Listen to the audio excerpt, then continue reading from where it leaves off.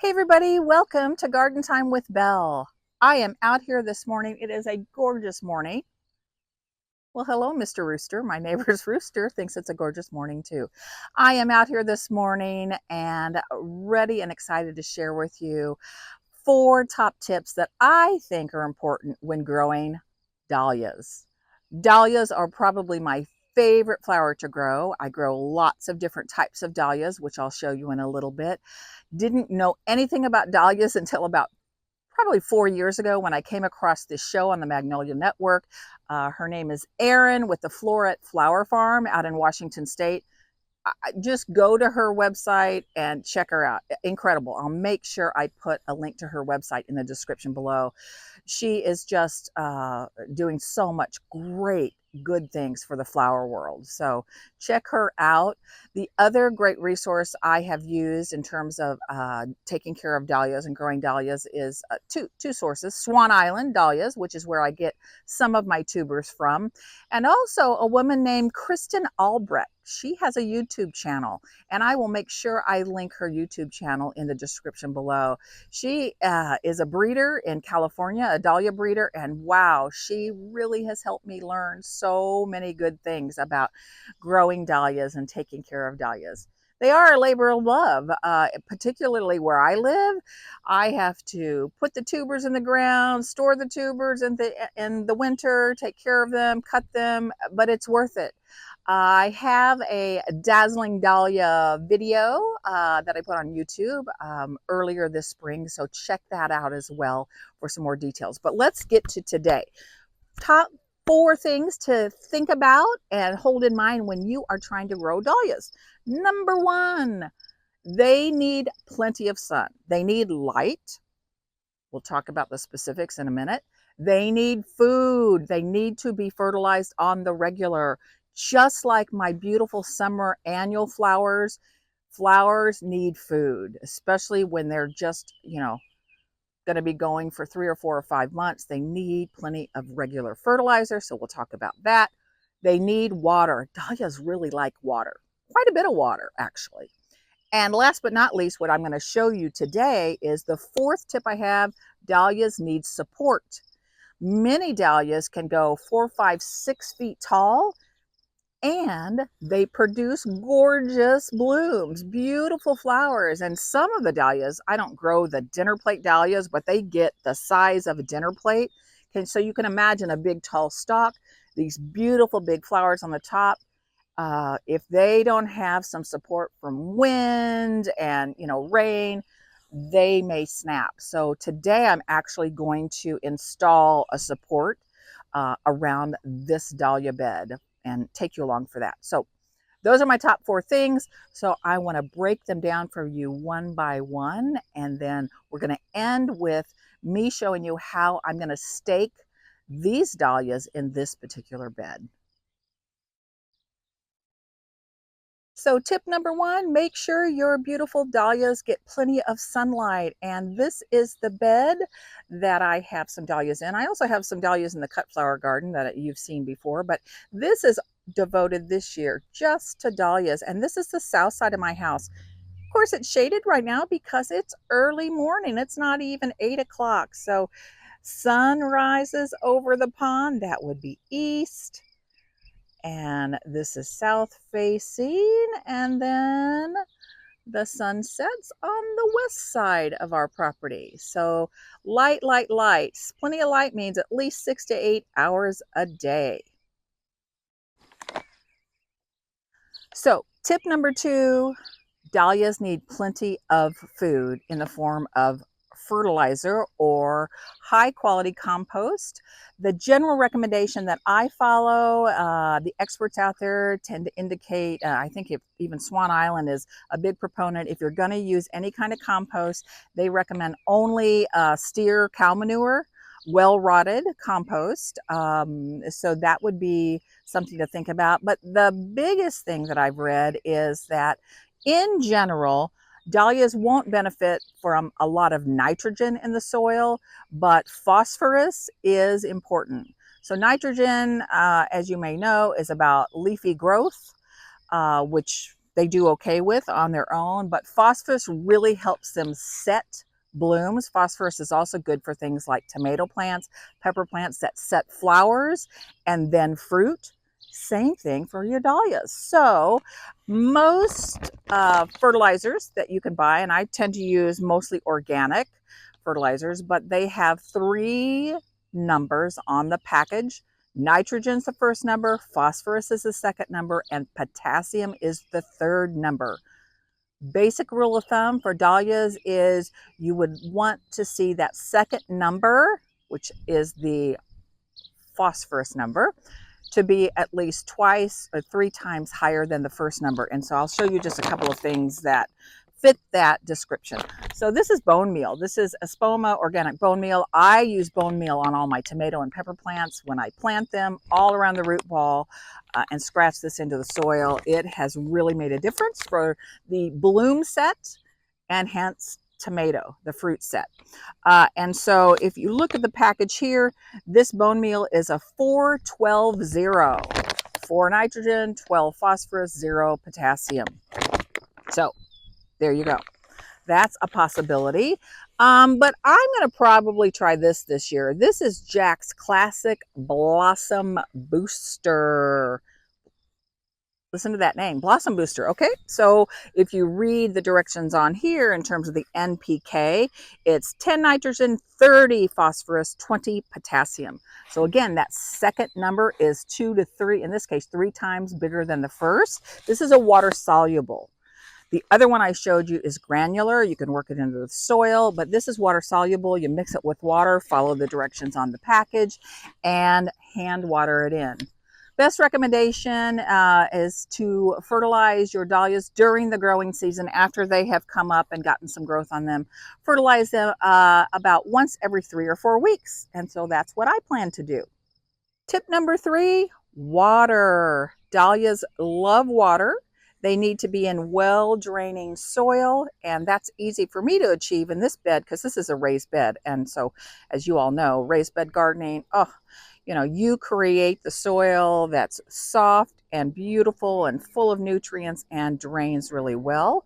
But they need low and slow water, deep watering. You want to be able to run your drip or however you're going to water your dahlias, you run it a long time, low and slow, because you want that to get down into the soil at least 6, 7, 8 inches down. And so you can achieve that. Let me pull my camera in here with drip irrigation. And so you can see here around my dahlias, oh, there's a little weed. Time to pull that.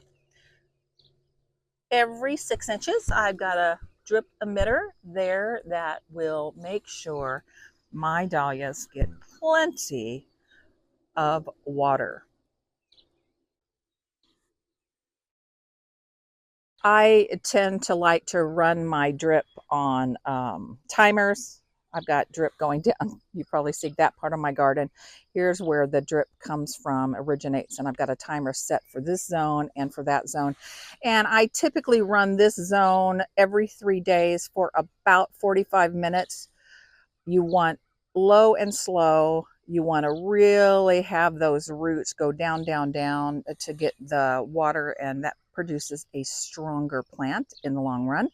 And that's what I do. Of course, I will turn those timers off if we're getting a lot of rain. And by golly, this summer, wowzer. I mean, so much rain, but we're not complaining because let me see if I can squeeze in. Our pond in March was the driest it's ever been since we've lived here for 7 years. It was very scary. It was so low. We were really worried about the health of our pond, and now, oh, it's bursting with water. So not a bad thing necessarily. So tip number 4, the final tip would be give your beautiful dahlias support. And that's what I'm going to show you today, how I'm going to do that. And I got this idea from the wonderful Kristen Albrecht, who is a dahlia breeder in California. I talked about her a little bit earlier in the video. Check her stuff out because she is an expert. I'm going to use her method of putting stakes up and getting some nice jute twine, some just basic garden twine, and creating a zigzag pattern. I am going to place the first string here, some more maybe here, and maybe at the tippy top. We'll see. Let me put on the screen. I took a screenshot a couple of days ago of the actual little pattern that she had drawn out and shown on her video. So let me put that on the screen now so you can see what I'm trying to achieve. It'll be close, not perfect. So take a look at that. So in order to do this method, you've got to put some stakes in the ground. And my sweet husband, who can do anything, says, well, let me just go get some 2x4s and I'll rip you some, I don't know, are these 1-inch, 1x1s? I don't really know. Doesn't matter. They're strong. Put them in the ground. These are about 4 foot tall out of the ground. I don't know how far down he hammered them in, but they're plenty secure, and I think he did extra support by putting some screws.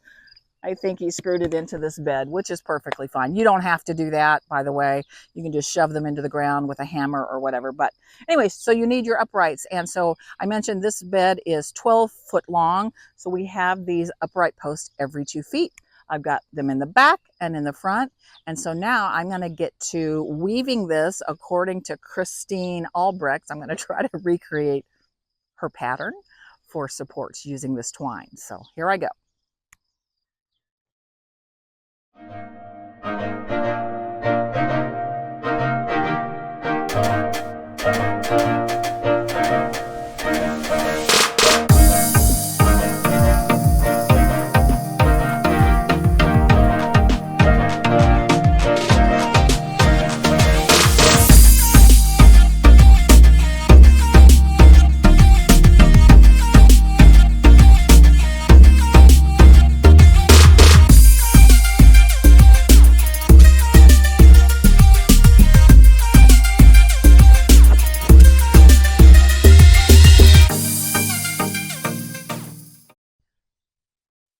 So I've managed to get the first level of twine around those stakes.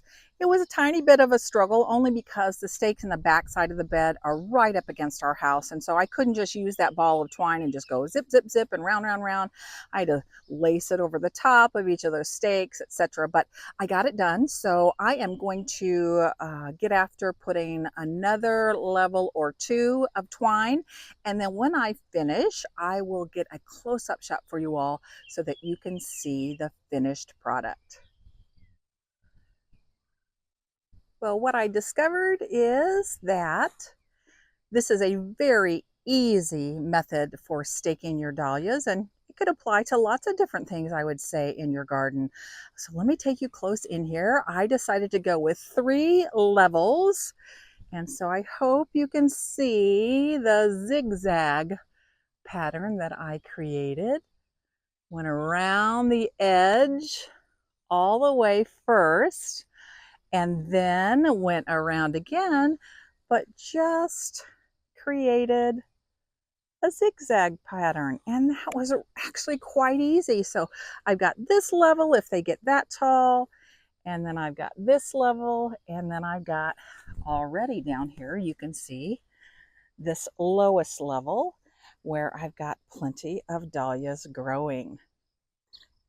So this was really a fun and easy garden task. So excited that I learned about this technique from Kristen Albrecht. So thank you very much for your guidance and your wonderful ideas. I consider you an expert dahlia grower. So who better to go to than the experts for their tried and true advice. I was so excited to get to today's project that I neglected earlier to tell you all which dahlias I'm growing.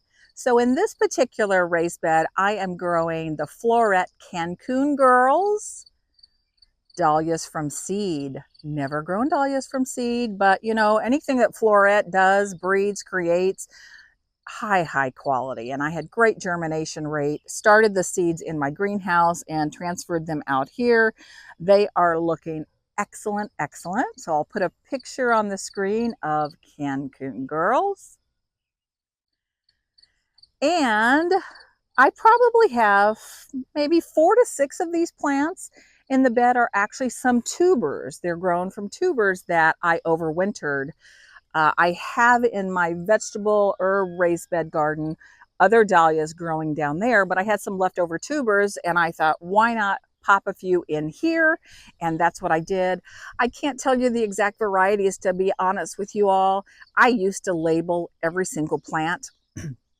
I stopped doing that because I probably grow, I don't know, at least a dozen different varieties, 15 varieties of dahlias. I know what they all are by how they look because they're so distinct, and I have a journal and a log and a picture catalog. So I don't know what's in here. I'm going to be surprised, but I cannot wait. These take a while to grow. They take a while to bloom. So I would say late summer, probably. I hope I'll see some blooms in August. And of course, all the way through the first heavy frost. So thanks for hanging out with me today. I really appreciate you being here. And if you enjoyed today's video, please consider liking and subscribing so that I can continue to share my adventures with the rest of the world. And I don't know about you, but it is a glorious day and it's a great day to be out in the garden. And I wish you all happy gardening.